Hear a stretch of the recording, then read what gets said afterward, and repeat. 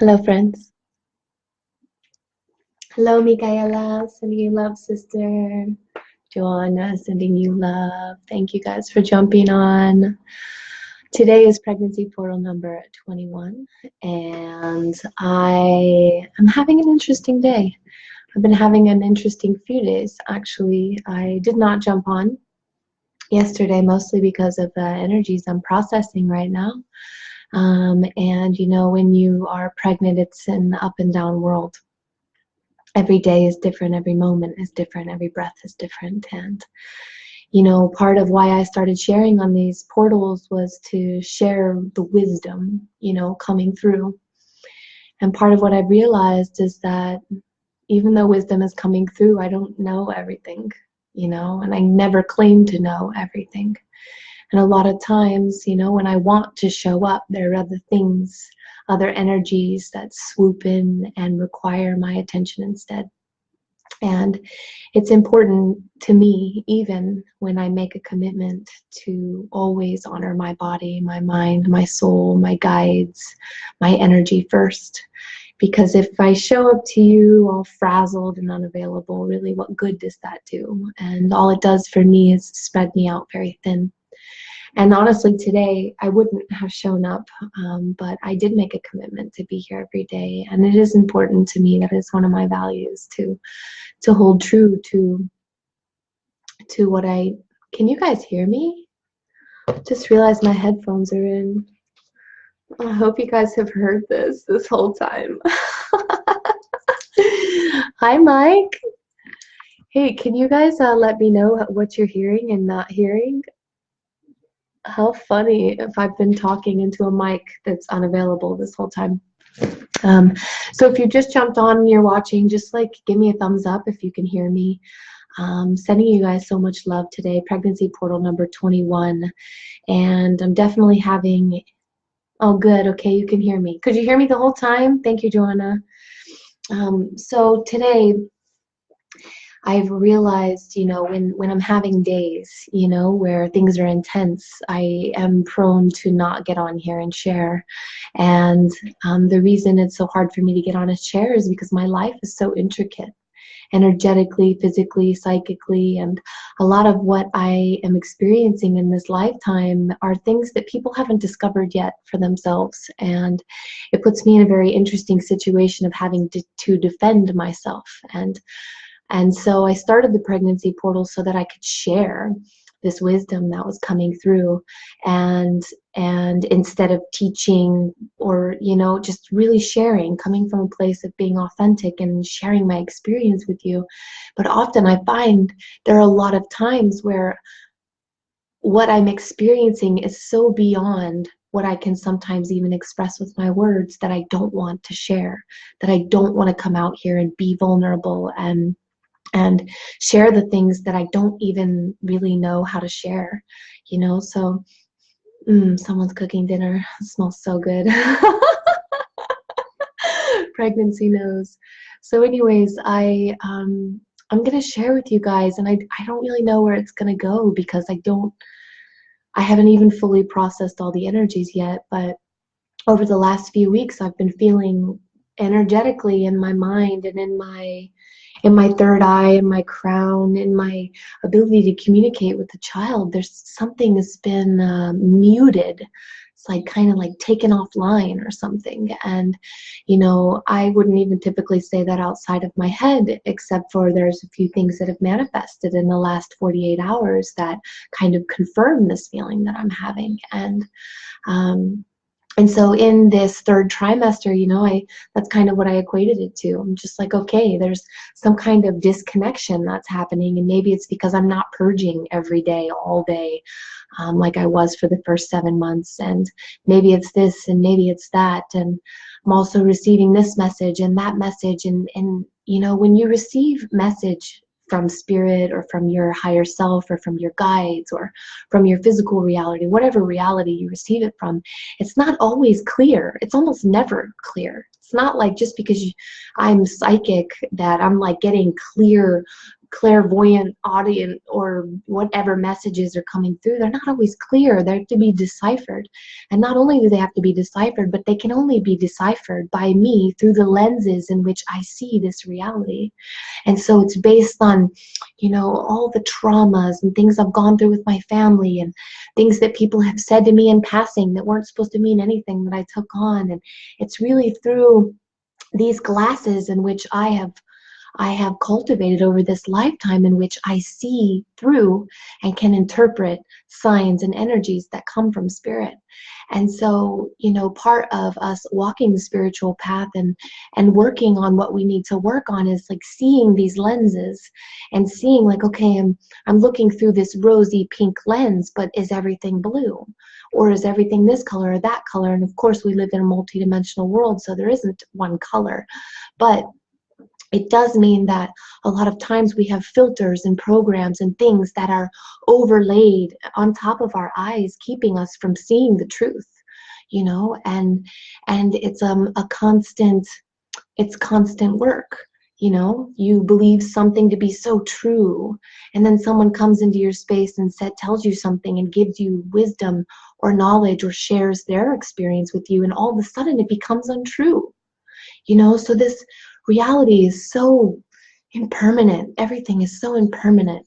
And yesterday, if I would have shared a video, I would have really talked about this impermanence and how exciting it is, right? Like how exciting impermanence is, because everything and anything can happen.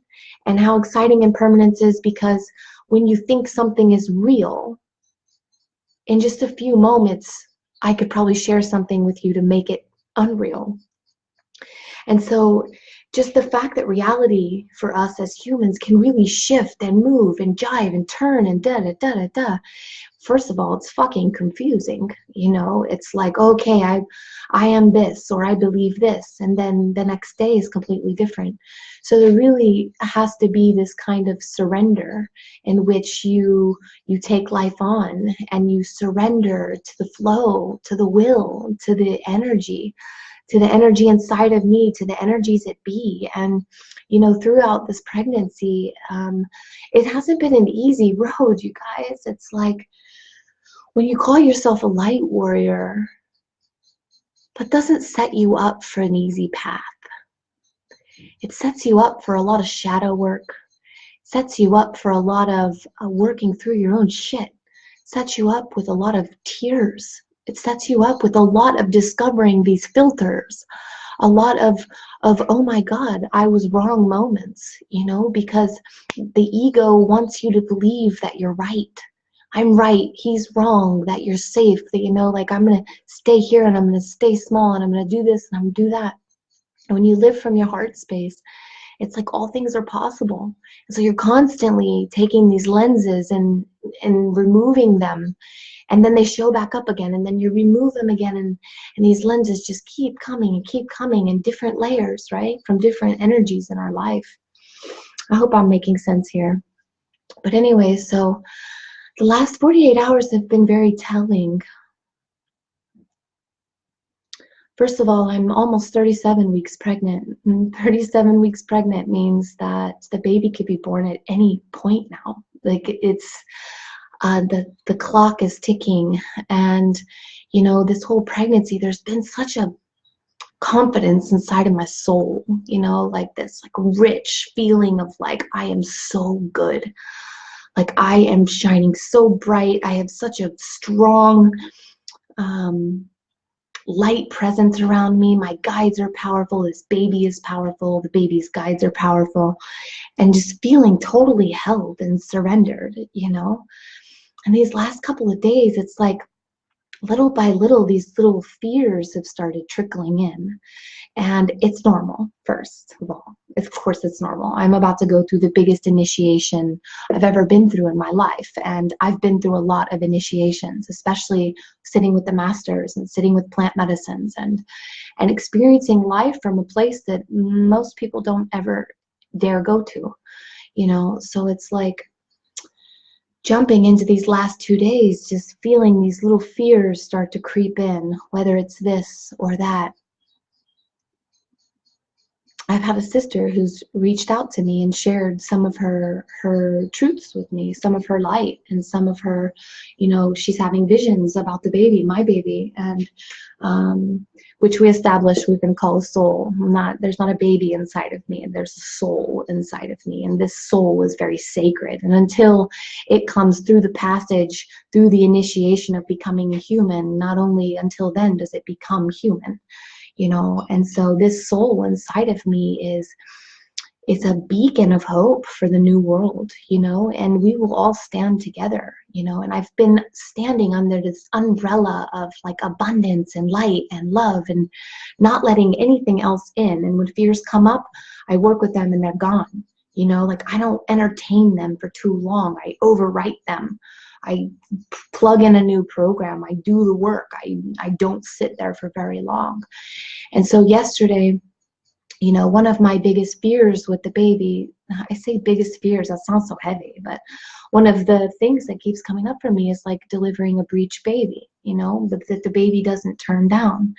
And, you know, just as I am doing the good work, so is the soul. And so are my guides. My guides are holding space for me. The soul is holding space for me. I am holding space for myself. My beloved is holding space for me. And so there are a lot of ways in which space is being held for me. And this container has been very sacred. And this little container that I tell you I'm in has been moving along a path of serious tension, you know, like being in Hawaii and nothing working out there, being at Sacred Mountain Lodge and the tension there being very high. It's like Stockholm has been this breath of fresh air, you know. It's just been like, oh my God, thank God I'm home. I just went on the initiation path of my life, even just trying to get back to Stockholm to deliver my baby. And so, you know, my biggest fear that comes up is, which isn't even that big of a deal, it's a cultural fear, is the baby not turning? Is the baby for some reason not being ready to give birth? And, you know, we could dive into the fear, but it's kind of irrational. There's really no reason why I feel that way.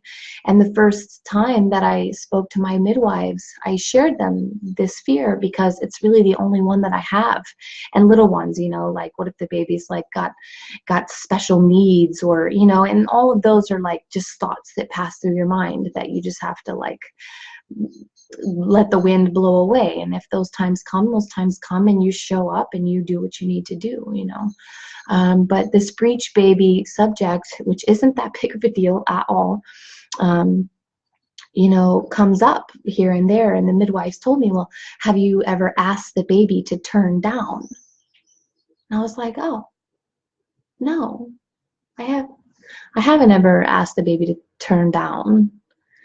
And it's so funny, you know, because you like think you like know everything, and I don't think I know everything, but you think you're so like plugged into the baby and what the baby is and knows and feels, and, you know, and something as simple as like, oh, I could just ask it to turn its head down, like, duh. And it's comical. And so over the next couple of days, I talked to Lyra and I said, Lyra, please, like, could you just help me out and turn down for me? Because at this point, she had not turned down. Her head was always up. And she, in that 3 days, she went down. She fucking turned. She went down. She turned her entire body. And her head has been on my pelvic bone for 3 months now, or 2 months now, however long we've been in Stockholm. So it was remarkable, you know, and it's moments like this that give me such confidence, you know, in my ability to communicate with this soul, and my ability to hold space and to show up in whatever scenario or situation comes my way, my ability to trust in my guides and that I'm not doing this alone, my ability to the soul's ability to be born. You know, it's like we don't give this soul very much credit. It's all about us and like what we are or aren't doing, you know, and that's part of why I adopted the philosophy of this child being a 5D being, and it's powerful and it's transmuting energies. It's holding space for me. It's purifying things out of my cellular body that aren't in alignment with her or him, you know. So it's like I've given this baby this soul a lot of power. And part of what my sister shared with me, and this sister, you know, I don't have many people in my life who reflect this same kind of like energy as I do, and she does, you know, and not even from like, and from a very far distance away, she's reflecting my energy in a way that I don't even need to talk to her. I feel we are connected. And when we first started our friendship, it was like, you know, her messages that come through, they really mean a lot to me. And so yesterday talking to her really brought up this breach energy. And, you know, we weren't really sure like what it was coming from. If that means I'm going to deliver a breech baby, I don't think so. Or if it's a past life I've experienced, or, you know, the first feeling that I got was that this is something she's helped me with in a past life. That was the instant like thought that I had.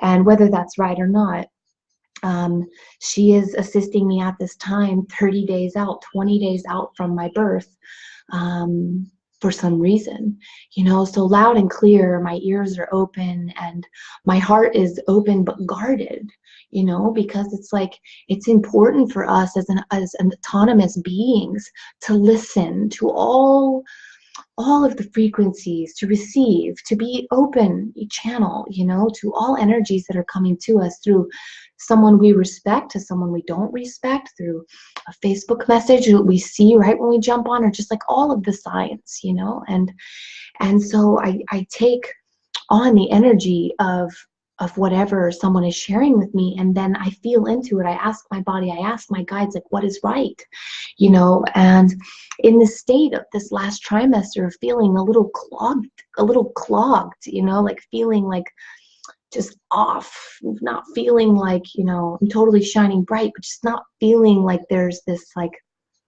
reception happening. And, you know, the things that she shared with me were, at first they were fine, you know, but then as the day progressed, I lowered my shields, and my mind got working a little, and it was like, oh no. And I got on this downward spiral, you know, this downward spiral that left me like, you know, 6 cacao chocolates later on the couch, scrolling through Facebook and numbing myself out so that I didn't have to like look at these energies. And I went to bed last night, and, you know, I said a prayer before I fell asleep, and I prayed that my angels would come to me and purify me, like help me to alleviate this like stagnant energy in my upper body, you know. And you know, I tossed and turned all night, and then like at 5 a.m. I woke up, you guys, with like gasping for air, like like holy shit, it was intense. Because in my dream, this wasp had come to me, and it was like,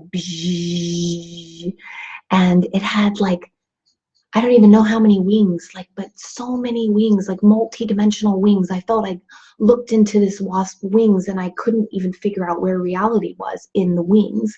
And then I looked closer at the body, and I saw the stinger and the antennas in the face, but it was really more focused on its abdomen and its like lower reed part, you know. And each cell, it was like a carving, like the wasp had been carved out, and I could see all the way through the wasp. And as I was looking through the wasp, it was like what I needed to do to see every single individual cell of this wasp. And I was just like, wow. And every single cell was this spinning galaxy of energy, and I was just like taken back, and it was magnificent. And just talking about it right now, like my throat's like closing up, because the transmission of energy that happened in this exchange, I really totally believe that this being came to me to give me a gift, to give me some kind of energetic code or frequency or tool or something that I haven't totally figured out yet. And so I wake up gasping for air, and you know, this was the first night my Wi-Fi was on. And because I was trying to sell my car, and so I like went over to my phone and I wrote her like, oh my god, this wasp just came to me. And anyways, we talked today, and then she had a whole nother message for me, and she had been doing energy work on me, which I gave her permission to do in my sleep, you know. And she was there, this wasp. I don't know if it was her medicine or my guide's medicine or this, that, and the other, you know, you make up whatever story you want. But her message today when she called was much lighter, you know, and yesterday's message was light too. You know, it's really just the stories and energy that I create around what's being shared, you know. And the biggest lesson that I'm receiving at this moment is that I haven't been doing my work, that I've been doing work, right? I've been busting my ass. I've been working very hard, but I haven't been doing the good work as far as like energetically keeping myself clean all of the time. I am a giant receptor. You know, the first 7 months of my pregnancy, I was the oracle. You could literally ask me anything and I would just channel. I was so open, you know. And one of the things that she shared is that something came through my crown chakra.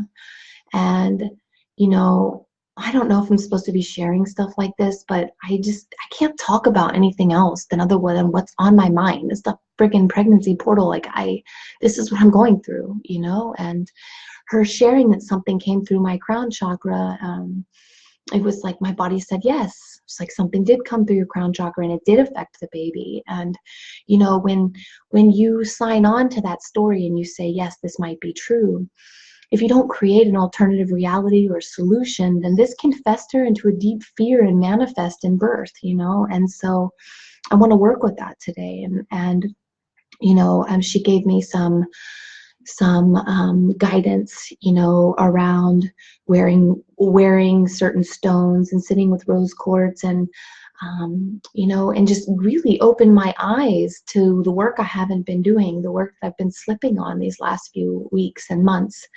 And so it's very sobering. You know, it's like when you're in the honeymoon phase of being pregnant, it's like there are a lot of things that can slip by. And one of the things that can slip by is like really taking care of yourself and really holding space for what you need.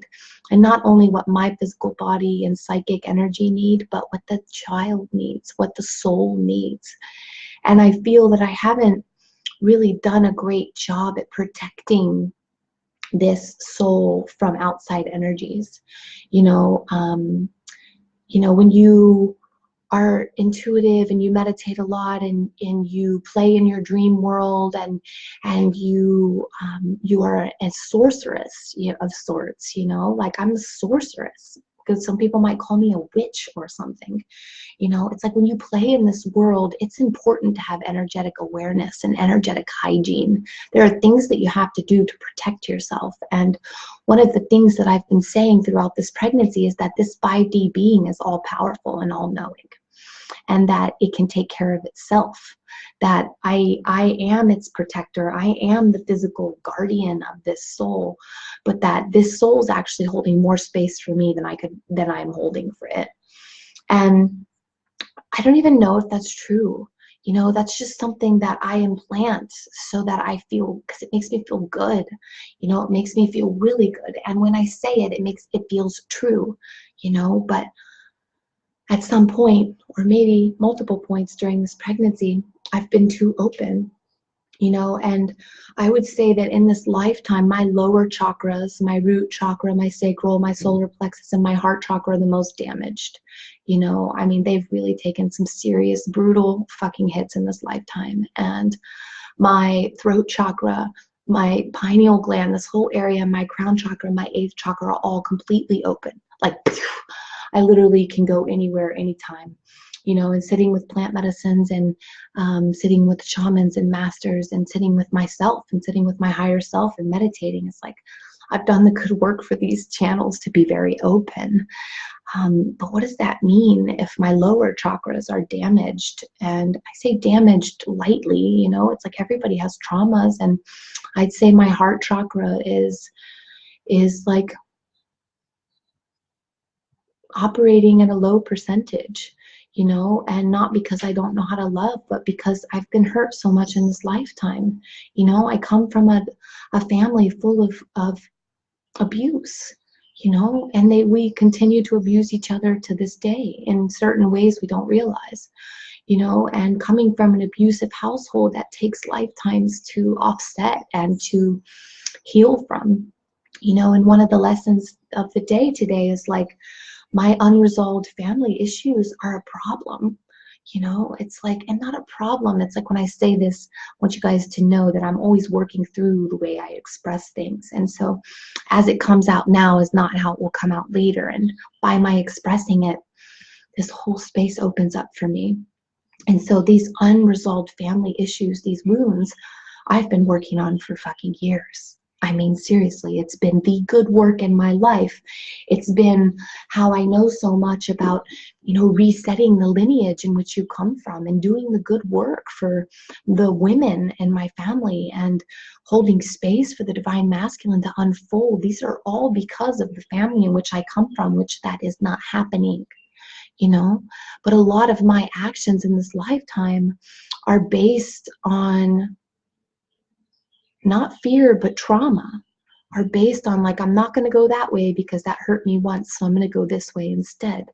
And one of the things that I follow is like, it's much easier to go from the top down than the bottom up, so, and that's very true for me, but not necessarily a good thing as I'm thinking about it in this moment, because my root chakra, my solar, like my sacral, my solar plexus, my heart chakra, these energy centers really need a lot more love, a lot more energy work, a lot more healing.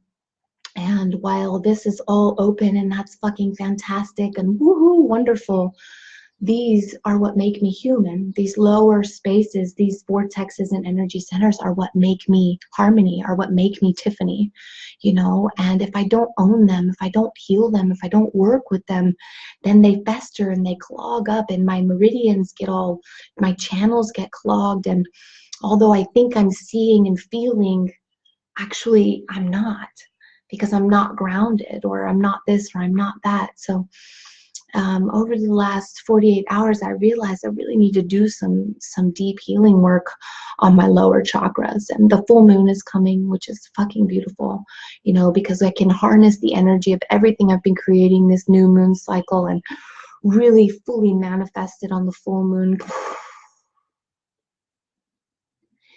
And it's just so important for us to remember that we are powerful manifestors. That there is nothing that's real in this reality, that we are creating everything. And so if I choose a story to be true, I will manifest it. Whatever story I choose to be true will manifest for me. And so it's important for me to really do the work and check these stories and really do the work and work with the stories that come up. It's not about like suppressing them and get rid of them. It's about looking into the mirror. It's like really seeing them for what they are. Where did they come from? Are they true? Are they false? What lens am I looking through?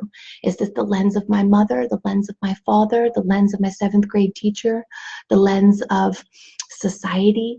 You know, what lens am I looking at this through? Am I looking at this through the lens of my most authentic and empowered self? You know, it's really just, it's the work. It's the good work. And as I look at myself today in my reflection, in my inner reflection, I have some work to do.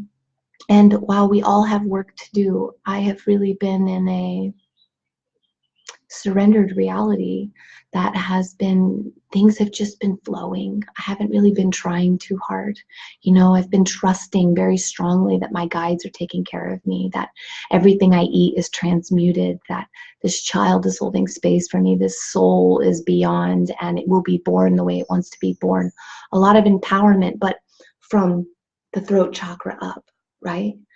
And so I really need to work with the energies of my root chakra and like what my fears are, my sacral chakra, and like clearing and cleansing energies, my sexual energy, like connecting to my Shakti, you know, my solar plexus, my power, my creativity.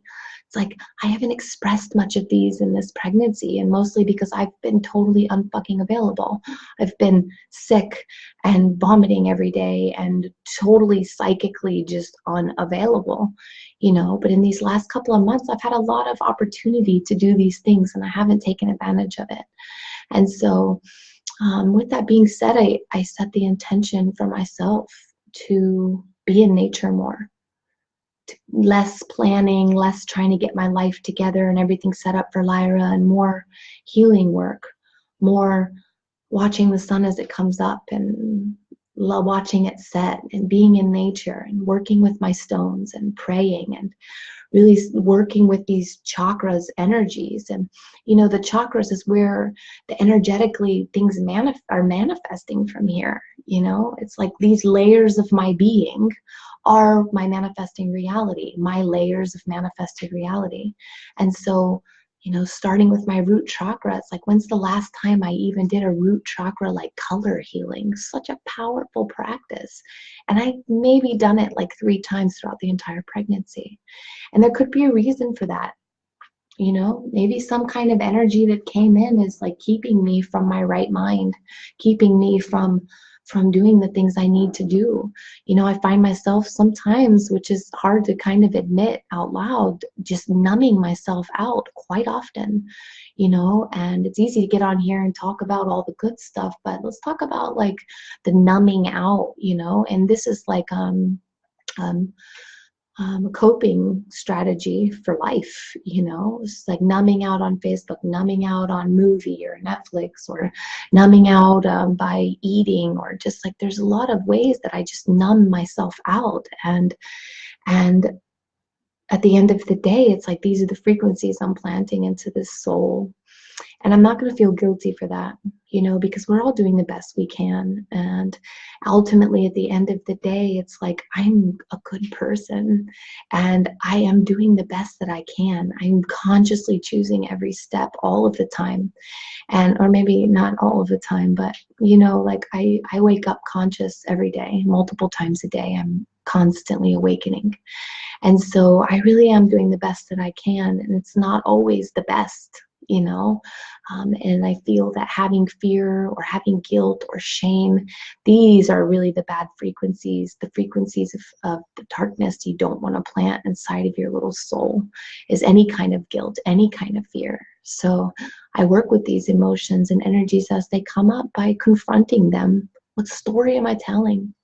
Not about the world, but about myself. What story am I telling myself? What am I allowing? What action am I not taking in this moment that if I did take it would give me my power back?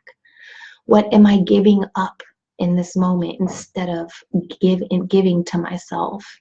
You know, and really, I feel being a human, it's like this reality is all about asking yourself questions. It's not about finding the answers. It's about being open to the question.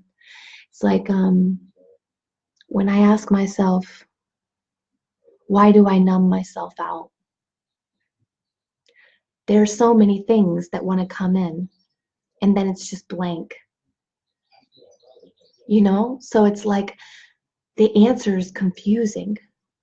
But really, the question is where the power is. The answer is where my power is taken away. And so if I ask the question, really it just brings my awareness to the next level so that the next time I'm numbing myself out, it doesn't have to be unconsciously. And I can say, oh, okay. Well, okay, here's where I'm numbing myself out. I'm going to choose to do something different right now. Body, what do you actually want to do? Soul, what do you actually want to do? You know, higher self, what should I be doing right now instead of numbing myself out? How can I empower myself in this moment? What triggered me to go here? You know, so the question doesn't have to be answered with a sentence, a statement. It could be answered with another question. Anyways, Miguel and I are on calls at the same time, and his turn to talk in there. So I'm going to let you guys go now. And thank you guys for hanging around. And I am super blessed to be in this lifetime and to honestly have this outlet, because I don't know if I would talk like this to anyone else. I love you all. Thanks, Joanna, for hanging around. To everyone else, Miguel, I love you, sweetheart. Micaela. Oh, give thanks, guys. Oh, and I should share this too, because, you know, after I got off the phone with my soul sister, you know, I felt like all of the work that I haven't done in the last whatever amount of time needed to be done now. You know, so I went into ceremony, I went into ritual, and ceremony and ritual is really part of like the good work, you know, the work that we all need to do. Is clearing the energies can only be done if you do something. And a ritual isn't something that has to be done any certain way. It's just something that has to be done. You know, so I came and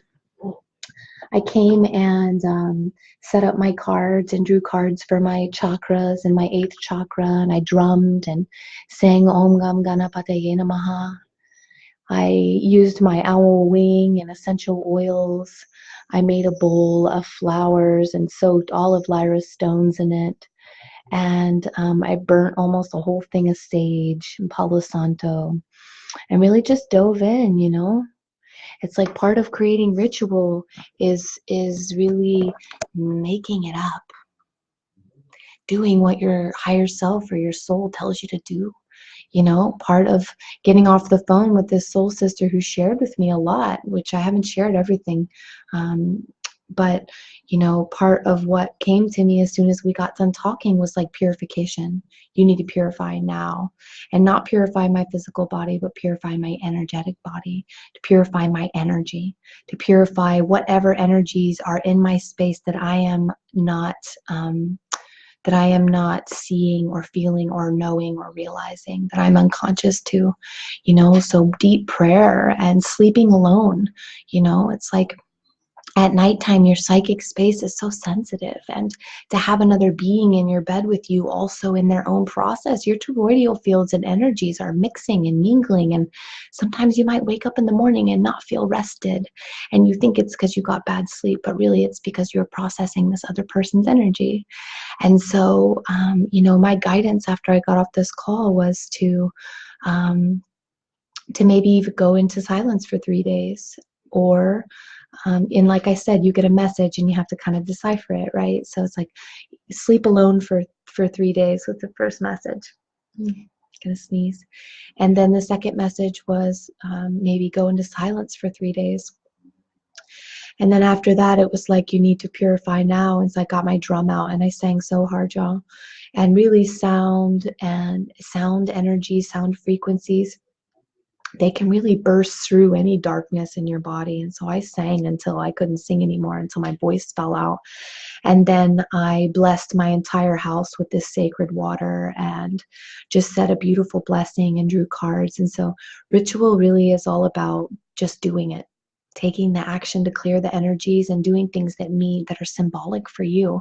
You know, I have this Pueo owl wing, and you know, when I use it to clear my energy field, there's such a presence there, you know, and that presence, that essence is all I need to clear and clean that energy. That's it.